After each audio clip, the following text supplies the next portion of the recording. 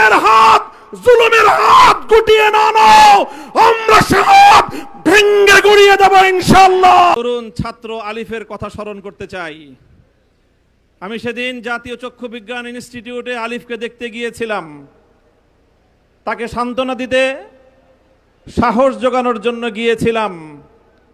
আমি সেখান থেকে নতুন করে তার কাছ থেকে সাহসের সঞ্চার করে আমি ফিরে এসেছি। ঠিক সেই কথা মনে পড়েছে 24 জুলাই বিপ্লবে যখন বলা হয়েছিল, স্যার একটারে গুলি করি একটাই মরে বাকিটি যায় না।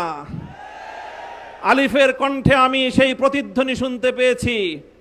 আলিফ আমার হাত ধরে বলেছে, গলায় যখন কাটা প্রথমে বিদ্ধ হয় তখন অল্প কষ্টেই সেই কাটা অপসারণ করা যায়, কিন্তু সেই কাটা যদি গলায় ভালো করে বিদ্ধ হয়ে যায়, সেই কাটা গলা থেকে অপসারণ করতে অনেক রক্তক্ষরণ হয়।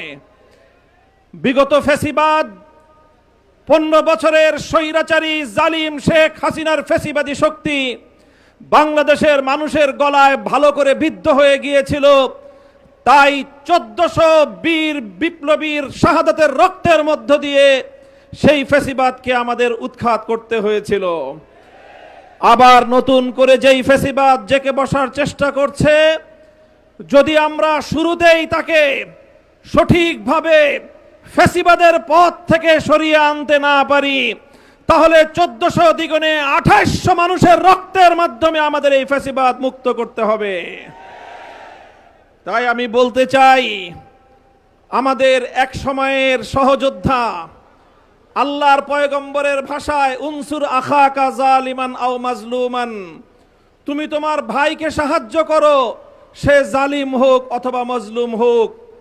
সাহাবারা জিজ্ঞাসা করেছিলেন, জালিম ভাইকে কিভাবে সাহায্য করব? আল্লাহ নবী বলেছিলেন, জালিমের হাত ভেঙ্গে গুড়িয়ে দাও, এটাই জালিমের সহযোগিতা। আমরা শহীদ প্রেসিডেন্ট জিয়াউর রহমান, বেগম খালেদা জিয়ার প্রতিষ্ঠিত বিএনপির 90 জালিম ভাইদেরকে লক্ষ্য করে স্পষ্ট বার্তা দিতে চাই, যদি জালিমের হাত, জুলুমের হাত গুটিয়ে না নাও, আমরা সব ভেঙ্গে গুড়িয়ে দেব ইনশাআল্লাহ। আমি আজকের বিএনপিকে বলতে চাই, অতীতের সন্ত্রাস নির্ভর রাজনীতির পথ থেকে তোমরা ফিরে আসো। আমরা অতীতে বাংলাদেশে দেখতে পেয়েছি কিছু জনবিচ্ছিন্ন বামপন্থী আর ইসলামপন্থী সংগঠনগুলো আদর্শের ভিত্তিতে, মেধা ভিত্তিক আদর্শিক রাজনীতি ছাত্র অঙ্গনকে শিক্ষা দিত। 2024 বিপ্লবের মধ্য দিয়ে বামপন্থী এবং ইসলামপন্থী ছাত্র সংগঠনগুলোর বাইরেও একটি নতুন শক্তির উত্থান ঘটেছে।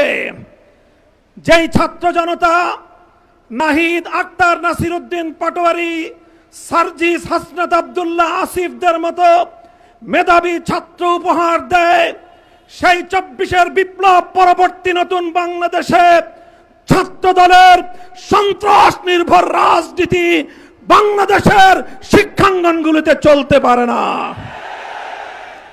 আমি আমার বিশেষ করে কওমি অঙ্গনের ছাত্র জনতার একটি কথা স্মরণ করিয়ে বলতে চাই, 24 বিপ্লবে যখন আমাদের বাংলাদেশের মাদ্রাসাগুলো থেকে আবাবিল পাখির মতো ঝাঁকে ঝাঁকে ছাত্ররা নেমে এসেছিল, সেদিন সাংবাদিকরা তাদেরকে প্রশ্ন করেছিল, তোমরা কেন এসেছো? তোমরা তো কোটাও চাও না, তোমাদের তো সরকারের চাকরিরও প্রয়োজন নেই, তবে তোমরা কেন রাজপথে নেমেছো?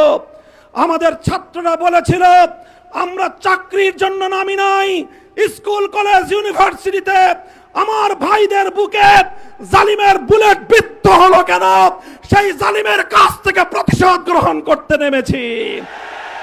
আমি আবার সে কথার পুনরাবৃত্তি করছি, মনে রাখবেন, বাংলাদেশের যেখানেই জুলুম হবে, যেখানেই জালিমের হাত উদ্ধত হবে, নাসিরউদ্দিন পাটোয়ারি ভাই আমরা বলি, আবার মাদ্রাসাগুলো থেকে আবাবিল রাজপথে নেমে আসবে ইনশাআল্লাহ।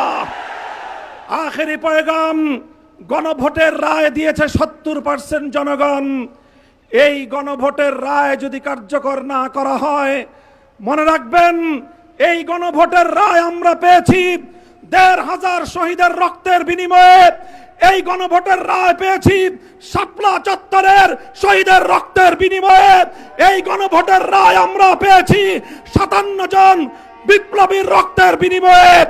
যদি সেই রক্তের সঙ্গে গাদ্দারি করা হয়, আমরা রক্তের সম্মান রক্ষা করার শপথ গ্রহণ করতে চাই।